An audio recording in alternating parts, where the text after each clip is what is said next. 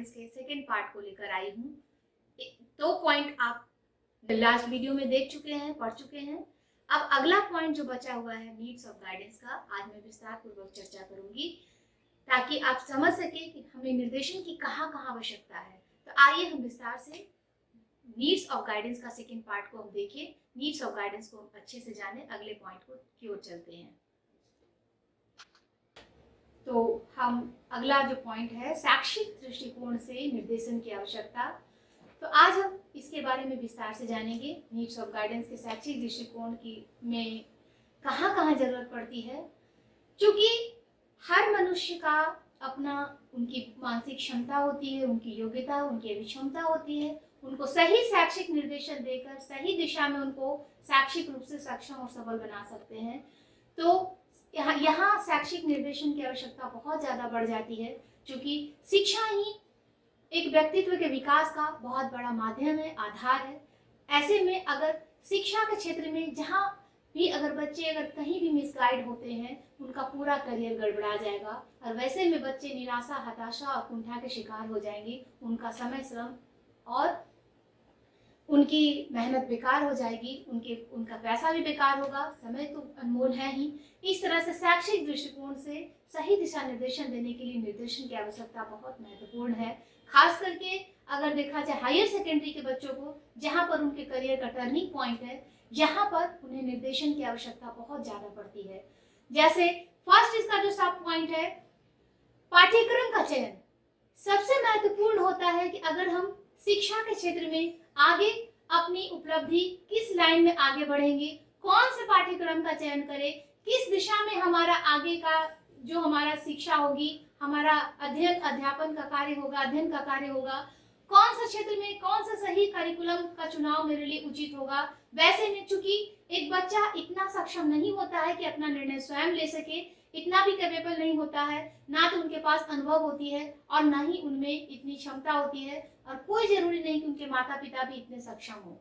ऐसे में अगर देखा जाए, अगर औपचारिक तौर पर अगर किसी योग्य और कुशल प्रशिक्षित व्यक्ति से सही गाइडलाइन उनको दिया जाए, उनकी उपलब्धि के अनुसार, उनकी क्षमता के अनुसार, उनकी बौद्धिक योग्यता के अनुसार अगर सही करिकुलम का चुनाव करने में अगर सही गाइडलाइन दी जाती है, तो आगे बच्चे का जो शैक्षिक उपलब्धि होगी, शैक्षिक उपलब्धि के साथ साथ उनका जो कार्य क्षमता, उनकी आत्मसंतुष्टि सही तरीके से हो सकती है। तो यहाँ पर पाठ्यक्रम के चुनाव में भी शैक्षिक निर्देशन की आवश्यकता बहुत जरूरी है।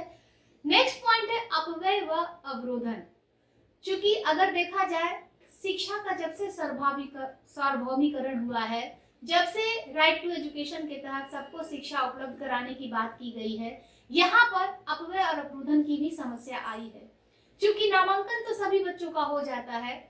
यहाँ पर सैयदेन ने बहुत ही अच्छा अपना रिसर्च में फाइंड किया कि बच्चों का नामांकन जिस गति से होती है, अगर पूरे सेशन में अगर देखा जाए, रिसर्च में पाया गया, आप डिटेल में विस्तार पूर्वक बुक में भी पढ़ेंगे कि जहाँ 100 बच्चों का नामांकन हुआ, वहां पर प्राथमिक स्तर के बाद क्लास 5 तक आते आते बच्चे का जो अगर वहां देखा जाए 50% से ज्यादा बच्चे अपनी शिक्षा छोड़ के चले जाते हैं।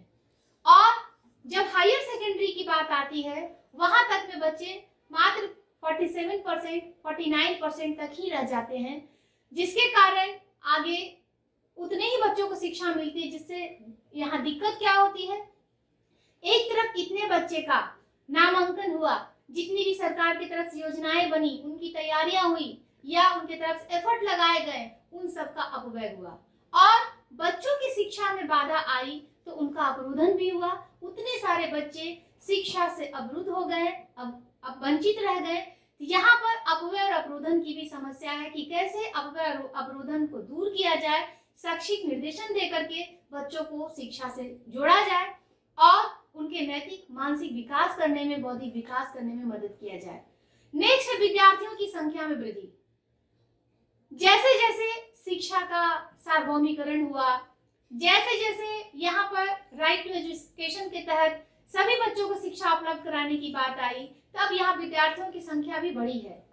अब विद्यार्थियों की संख्या बढ़ी तो उनकी भी कई तरह की समस्याएं आई, चाहे करिकुलम की चयन से संबंधित हो, वातावरण के साथ समायोजन से संबंधित हो, विद्यार्थियों के आपस में दूसरे विद्यार्थियों के साथ एडजस्टमेंट से संबंधित हो, कई तरह की समस्याएं आई। सबसे मुख्य समस्या आई उनकी योग्यता, अभिक्षमता, शक्ति, उनकी कार्यशैली, उनकी रुचि के अनुसार उनको सही दिशा निर्देशन देने की, ताकि उनका सही डायरेक्शन में उन्हें गाइडलाइन दे करके आगे की ओर उन्हें शिक्षा से और भी ज्यादा उनको सुदृढ़ किया जाए। तो यहाँ पर शैक्षिक दृष्टिकोण से निर्देशन की आवश्यकता विद्यार्थियों की संख्या में वृद्धि के साथ साथ बढ़ी है। नेक्स्ट पॉइंट है अनुशासनहीनता।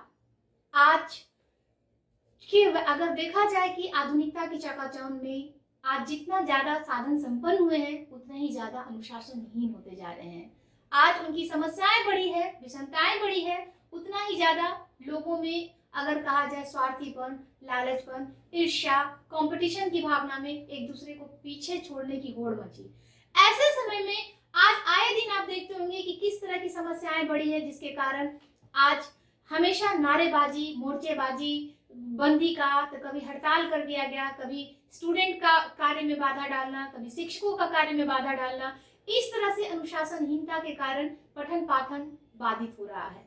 ऐसे समय में सही निर्देशन दे करके, छात्रों को सही दिशा निर्देशन दे करके सही नैतिक और बौद्धिक दिशा में आगे बढ़ाने की ओर अगर कोई कार्य कर सकता है, वो निर्देशन ही है। नेक्स्ट हमारा इसमें पॉइंट है समान शिक्षा के क्षेत्र में वृद्धि।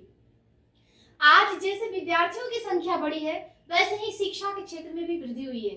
आज कई सारे विकल्प बढ़े हैं। आज सामान्य शिक्षा में कई तरह के हमारे पास ऑप्शन बढ़े हैं।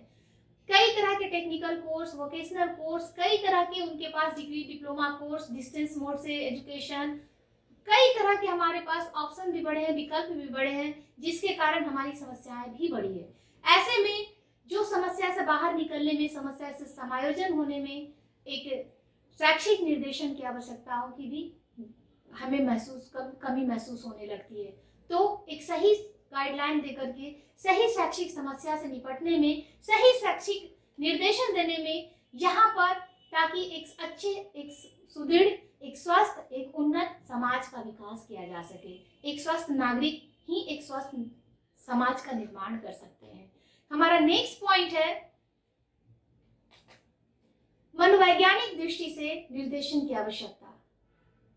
जैसे अभी आपसे डिस्कस किए, प्रत्येक प्राणियों में मनुष्य एक ऐसा प्राणी है जो संवेदनशील है, चिंतनशील है, बुद्धिजीवी है, जो अपनी बुद्धि और चातुर्य से कई तरह के वो कार्य कर रहे हैं, कई तरह से वैज्ञानिक प्रगति हो रही है।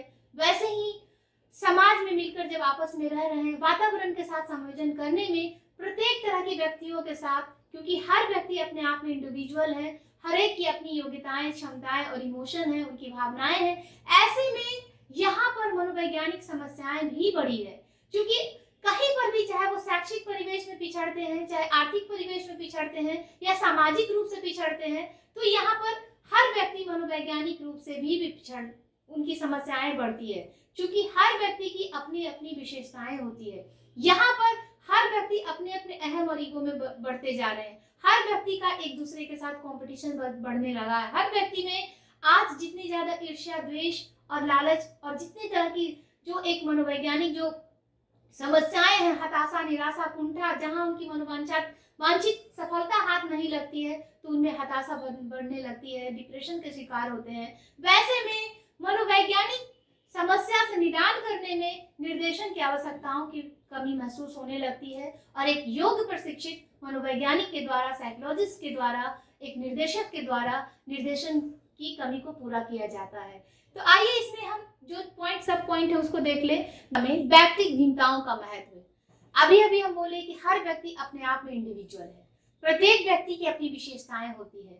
व्यक्ति ही क्या, अगर देखा जाए हर जगह की अपनी मिट्टी, उनकी पानी, ये सब चीज में, आकाश में जितने भी तरह के, वातावरण में जितने भी तरह के चीज है, सब अपने आप में एक दूसरे से अलग है। अपने आप वातावरण की चीजों में अपने आप में अलग है, यूनिक है।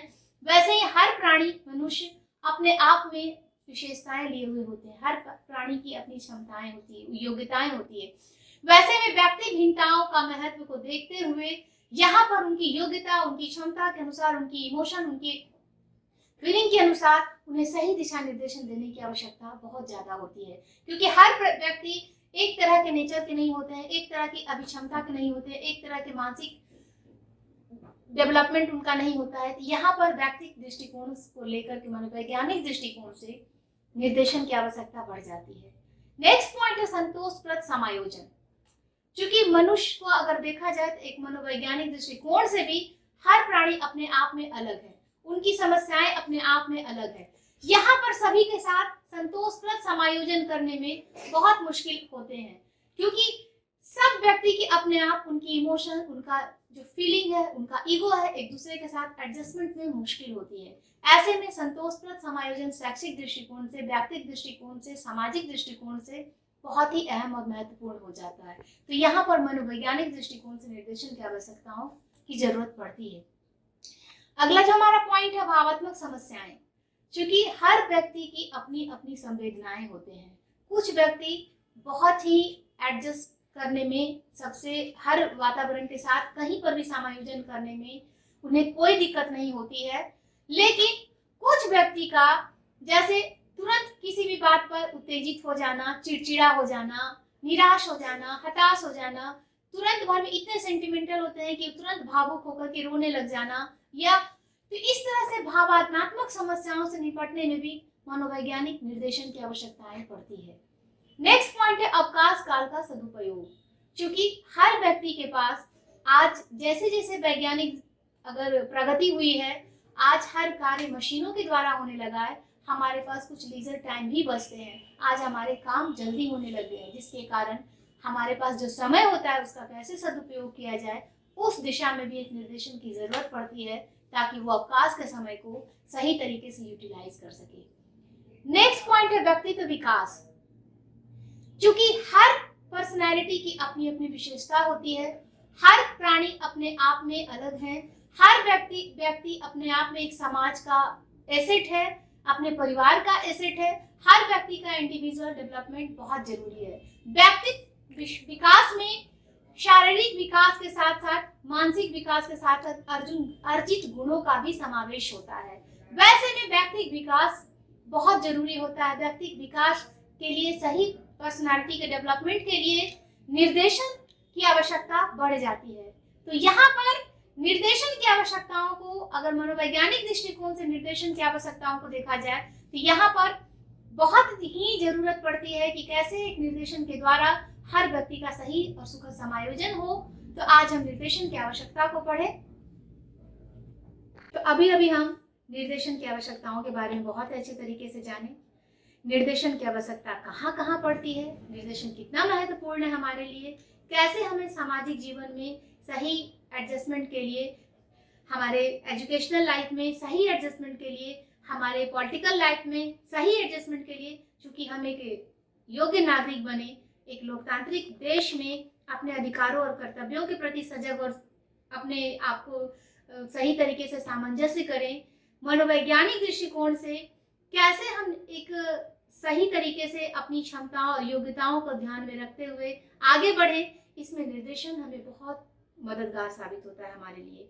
तो यहाँ निर्देशन के प्रकृति और इसके स्कोप को तो देखें, लेकिन इसकी आवश्यकताओं को जानेंगे तो शायद इसकी उपयोगिता और ज़्यादा हम इसको समझ सकेंगे कि निर्देशन हमें कैसे एक सही दिशा निर्देशन देने में मदद करता है, हमारी समस्याओं से अवगत कराता है, उन समस्या के समाधान से अवगत कराता है, ताकि हम सही निर्णय ले सकें, सही निर्णय लेकर के अपनी समस्याओं से बाहर निकल सकें और अपना कार्य सुचारू तरीके से चले, अपना व्यक्तिगत उत्थान कर सके, अपना सामाजिक उत्थान कर सके, अपने चारित्रिक उत्थान कर सके, ताकि हम एक समाज में अच्छे प्राणी की तरह अपना सामंजस्य कर सके, सुखद और संतोषजनक एडजस्टमेंट कर सके। तो निर्देशन की आवश्यकता आज उम्मीद करते हैं आज का क्लास आपको समझ में आया होगा। कहीं भी कंफ्यूजन होगा आप कांटेक्ट कर सकते हैं। Thank you.